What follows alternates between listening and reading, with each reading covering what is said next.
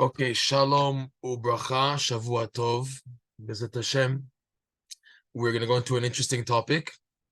The question that you saw, why do I feel that people outside of Breslov are better off than me? This applies specifically to people who are already in Breslov. Because as we know, when people discover Rabbi Nachman's teachings and it's a light, they're flying. There's a big light, there's an enhancement. We're not talking about that. We're talking about the stage of getting to work, to explain. Rav Nosson brings this down, quoting Rabbi Nachman in the name of the Baal Shem Tov, that Avodat Hashem, serving Hashem, can be compared to a baby child beginning to learn to walk. You can see this in the Likutei Halachot, Hilchot Sfirat HaOmer, I think Halacha Aleph, which is based on lesson 6 of Likutei Moran, which is an Elu lesson. In there, in the analogy, a child who begins to walk, he can't walk on his own. So the parent is holding, it's like training wheels, that the parent is holding the child, okay, to walk, and then the parent lets go. And then the child is expected to walk on their own, but they fall. And again, the parent picks up the child, and they fall, and he picks up, and they fall, until eventually the child can stand up on his own. So too, the Baal Shem Tov says that's how it is in serving Hashem. Initially, you have the tzaddikim holding your hands to walk. That's why people, when they discover Breslov, discover a new enhancement in serving Hashem, they're flying. And the reality is it's not them. It's the assistance, the help they're getting from above. It's called itaruta dil ela, an assistance from above, from heaven. In particular, the light of the tzaddikim, helping a person to be able to serve Hashem. But then it comes to the reality, you have to be able to stand on your own, to be able to serve Hashem on your own. That's when they let go. And it's normal and it's expected. And in most cases, a person just falls. And then he needs to get back up again, and he gets the parent to help him, and he falls. And this happens again and again until the child, in this case, the person, can stand on his own footing, okay? So this is how it is in serving Hashem. You're given a big light in the beginning, and then it's taken away. It's taken away, and that's the real test, if you are going to hold on. It's a difficult test because it involves a lot of darkness, a lot of looking at the negativity, looking at the failures, feeling them and the setbacks, and you have to re-strengthen yourself that you can get back up and there's hope. It's not easy, okay? But this is the test. This is how it is in life, okay? This is one thing. So more than this, we have to probe into what Rabbi Nachman is offering a person and what type of people are looking for what Rabbi Nachman has to offer. Rabbi Nachman said about himself in the book Tzaddik, Chayei Moharan, Ani ish pele v'nishmati pele gadol. He said, I am a man of a pele, a wonder. I'm a wondrous man, and my soul is even more wondrous. In the Kabbalah, in particular, the Ramak, where Moshe Cordovero goes into this, in his book called Pardes Rimonim, there's a chapter called Erchei Achinuim, where the Ramak goes into every word and explains its Kabbalistic deep significance, like terms, and it's based in alphabetical order. So Pele, the word Pele, associates in the Kabbalah with the Sphira called Keter. Keter is, in a practical level, or if you want to talk about it, it's the gateway for a person to perceive the infinite light. Infinite light means that a Jew is looking to connect to Hashem at the maximum level possible. The most intimate level a person can reach, I'm striving for that. That's what we call an exposure and a connection to the infinite light. The gateway for that is called Keter. This experience, this attitude, is above all the four normal levels of the Torah. The Torah we know, or if you want to better explain it, levels of experience and learning the Torah, of connection to the Torah, are in four levels. Pardes, Pshat, Remez, Drash, Sod. Pshat is the simple learning of the Torah, which includes the mental gymnastics of the Gemara, and going into the depth, but using intellect as solid base in understanding the Torah. That's pshat. Remez is like hints to an ethical meaning behind the Torah, right? So it's something that you're able to, pshat remez, you're able to find hints to an idea that you can use as a moral, ethical message. Drush is also like that, but in drush, the person who's giving the drush, who's giving the discourse, he has to discover insights to build upon in order to give over an ethical, moral teaching. But it's not something which is now hinted. He has to really dig deep, which is also the category of the Hasidic teachings, where they find amazing hints to gematrias, Rashi Tevot, you name it, but they use that as a means for an ethical teaching, okay? And that they have to dig to find. That's like a drush. And finally is Sod, the Kabbalistic teachings, which on one hand involves the brain to keep track of the combination of the Sfirot and Zivugim and all these Kabbalistic texts and terminologies. At the same time, it requires a high level of moral standards and purity to enter into this domain. Yet, above all four, is a level of Torah hidden behind the Keter, and that's a Torah level called the infinite light. Okay? And that, the Ramak says, is called Pele. Rabbi Nachman and his teachings, he says, Ani ish Pele v'nishmati Pele gadol. Rabbi Nachman's whole megama, his whole effort, is to connect every single Jew to the highest levels available and possible, which go way beyond any level of intellect in the Torah. These four levels that we mentioned, the levels of intellect. Rabbi Nachman is going a step further to open up the highest level of radiance, of light of Torah from its source even, the infinite light, to shine that to people. Now, normally, this is meant, and this is accessible, if you want to say, to people who are looking for that, to people who are not satisfied with status quo in Judaism. They feel an empty void just learning in the yeshiva system, learning the Gemara, learning Midrashim, going to Darshanim, learning Kabbalah. They still feel a hole. The classic example was Rav Nosson himself. Rav Nosson, the student of Rabbi Nachman, he had everything. He had access to the greatest Torah scholars. He had access to Torah. He was a bright person. Okay, and yet Rav Nosson felt empty. He felt missing that connection to Hashem, that level of Torah. I feel one with Hashem. It's a level of intellect, but above intellect at the same time. This is the light of the infinite light, which the Keter is the gateway for that. Okay, now watch this. Rabbi Nachman, in lesson 24, explains the ramifications of experiencing the light of the Keter, which is the infinite light. The prerequisites for that is a person has to be ready to wait a lot. It requires, he calls Keter from the language of Hamtana. Like the verse reads in Eov, Katar li ze'er va'achaveka. Elihu, who's one of the friends of Eov, who's trying to console Eov, in the book of Job, of Eov, where Eov was suffering and he was complaining and everything. And Elihu, it was trying to prove to Eov, trying to tell him, to rebuke him, don't test Hashem's ways.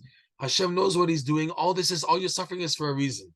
And then he said, after he said his first set of arguments to Eov, he said, Katar li ve'er, wait for me a little. Let me compose your mind. I'll compose my mind also. And I'll even say more things. V'achaveka, I will even tell you more things why you shouldn't test Hashem and why you should not use your intellect to understand how Hashem is dealing with you.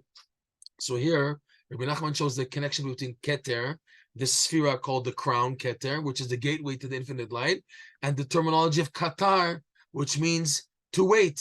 Okay? Waiting is a period that is not so easy. In the waiting period, what happens in this waiting period, another prerequisite is you're pushed back. You're pushed backwards. You bang into this wall called the Keter, and because you are someone who's looking to perceive the infinite light. I want closest to Hashem. I'm not getting it from the Daf Yomi. I'm not getting it from the Midrash says. I'm not getting it from the Mamloes. I'm not getting from the weekly Torah tidbits from the weekly Parsha sheets that I have from 500 synagogues all over the world. I'm not getting it from these Kabbalistic ideas that I once in a while tap into reading from the Arizal. It's not connecting to me. It's not getting to me. There's something missing in my life. Okay? Now, such a person is after the infinite light. So now Rabbi Nachman teaches, you want access to the infinite light? You have to have that bounce back. You have to wait. It's a hamtana. It's a waiting period. And in that period, you're pushed back, which means there are tons of setbacks and delays and failures. This analogy of the Baal Shem Tov, of the hands picking up the person, is specifically or more ramified and more like, if you want to, focused on this type of person who's looking for the maximum. I want to connect to Hashem at the maximum level. I don't want to settle for nothing less. Why? That's how I am. I'm yearning to connect to Hashem at the maximum level that I can. That's what I want. That's all I want. And I feel anything below that is empty. It's happening. The other guys say, why can't you be like everybody else? Just be happy with your regular Joe Schmo, status quo Judaism and Yiddishkeit, and have your basketball game every afternoon, and go out and have friends, and learn Torah and daven, and just be like everybody else. It's not happening. I want more. What can I do? My neshama is thirsty for Hashem. I'm like that. That's who I am. So this is the type of person that Rabbi Nachman comes to help out. You want the Keter, so you came to the right address. That's Rabbi Nachman's teachings. He said, Ani ish Pele. I am a man of the Keter, Pele. And my soul is even a greater Pele, greater access to the Keter. This answers, yes, the famous question. How come we see that Breslovers, or people want to be Breslovers, go through such ups and downs? And how come this terminology in Breslov of ups and downs? Nobody's talking about that. Go to learn other Musar Sfarim or other Hasidic Sfarim or whatever in the Yeshiva world. No one talks about ups and downs as much as Rabbi Nachman does and Rav Nosson. Because ups and downs is the requirement and the prerequisite for the Torah of the Keter, of the infinite light. Ups and downs is not for the Gemara level, for the Pshat, or for the Remez, or for the Drash, or for the Sod, which is why you don't see so many people in the average status quo Jewish world, religious world, going through such ups and downs like the Breslovers are, or people trying to follow Rabbi Nachman. All of a sudden, tikkunim, miniot, all these new terms of obstacles. What is this obstacles? I'm used to a normal standard Judaism, and that's that. By Breslov, no. You want the infinite light? Prerequisite is waiting, and the waiting period you're pushed back, and there's tons of ups and downs, okay? So this answers a big question. I had this past Friday night, a Breslov Hasidic boy from New York, and he said to me, he had such a hard week. I guess many people had a hard week. Ki tetzeh is a hard week. It's called Ki tetzeh la milchama. When you go to war, we're going to war in the week of Parshat Ki tetzeh. It's not easy, and it ends with Amalek. What Amalek did, the whole parsha, right? He came up to me after the Friday night davening in the Breslov shul, and he said just exactly what we're talking about. You know, it would be so much easier for me to be just a Litvish boy, you know, instead of going all through all these ups and downs. It's crazy. But that's the answer itself. The reason why we are going through tons of ups and downs is because Rabbi Nachman is working to give us the light of the Keter. You want to also know what, on a practical level, the light of the Keter is? The light of the infinite light is such a clarity that in the challenges you're facing in life, you begin to know what to do, and you do the right thing, and you're able to bypass the challenges. That is the greatest gift. You're given challenges, and you get the training and the education and the guidelines and instructions how to transform the challenge into a major stepping stone to come close to Hashem. That's only through the infinite light, nothing less. But prerequisite for that is tons of ups and downs. So it's no wonder that people who are discovering Rabbi Nachman's teachings and want to come closer, they must face obstacles. In Davar Kaza, there's no other way. This is the way of obstacles and setbacks and ups and downs.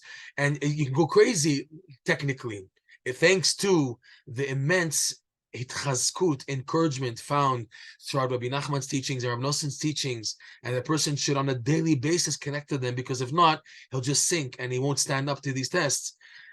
But also, Rabbi Nachman teaches it's a one-way ticket. Anyone who touches me, he said, with his pinky, Rabbi Nachman said, anybody who just touches him, even with his pinky, Rabbi Nachman won't let that person go until he's fully rectified him. In other words, Rabbi Nachman works to connect people to the Keter. It's the person's benefit, because the people who live on an imaginary level, dimension of just being happy with Pshat, Remez, Drash, Sod, so when they leave this world, it's not the end. They have to come back again and again. You can take a look in a very powerful booklet called The 7 Pillars of Faith by Rabbi Yitzchak Breiter.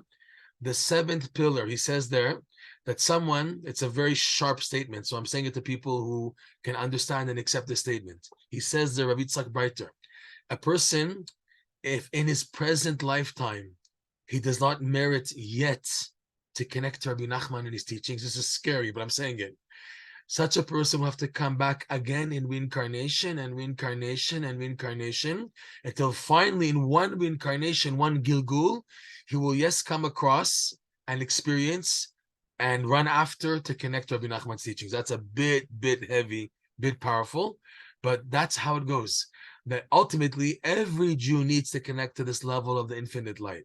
And if it's not in this lifetime, it'll have to be in another lifetime. It'll have to come up again and again.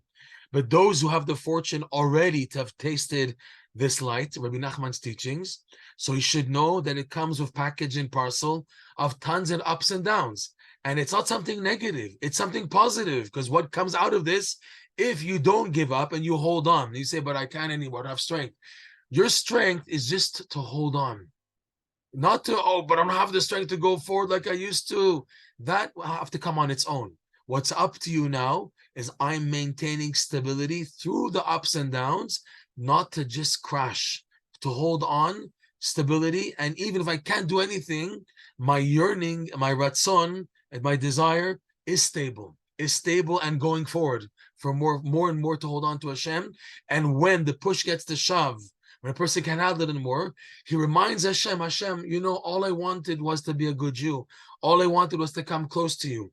This normally is enough to break the walls. So again, in summary, why does a Breslover feels that other people are better off? Because yes, they don't have ups and downs like a Breslover does.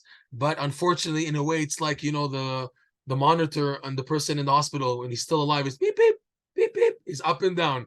If he's dead, it's beep. When you see people not going through ups and downs, it's, unfortunately to say this, it's a type of a spiritual death. Whereas people are going through ups and downs, ouch, out, you're always up and down, up and down, up and down, being pushed up and down, you are alive. And alive is called, in a sense, that you are in pursuit of the infinite light. If you hold on enough, it will be, the Keter will be the gateway to infiltrate within you the light of the infinite light, which is a high level of Torah awareness, one that will help you to bypass all the challenges in life. So the bottom message, we have to hold on and B'ezrat Hashem to appreciate what Rabbi Nachman has to offer us and have a lot of patience until the doors are fully open, B'ezrat Hashem. And we should be zocheh to spend Rosh Hashanah by this amazing tzaddik, Rabbi Nachman, and to receive the light of the Keter, like Rav Nosson once said, the Hachtara is in Uman. The crowning of Hashem, the coronation, takes place in Uman, where, in other words, that we gain the light of the Keter for the whole year, thanks to being by this tzaddik on Rosh Hashanah. And like Rabbi Nachman also said, that whoever was by him for Rosh Hashanah, Ra'ui lo lismoach kol hashana, it's proper that he could be happy, that he should be happy for the whole year, because what we didn't mention is the prerequisite to hold on in the ups and downs is a person must be happy, must work on simcha more than any other thing. If it requires finding the good points, if it requires telling jokes, if it requires singing and dancing and hand clapping, if it requires giving thanks to Hashem for all the good, and if it requires looking at the whole picture that in the end Hashem will have his way and everything will be good, these are the means of maintaining simcha throughout all the ups and downs of life. B'ezrat Hashem, we should be zocheh to have everything work out. Have an amazing year, a new year, B'ezrat Hashem. Shalom, shalom, everybody.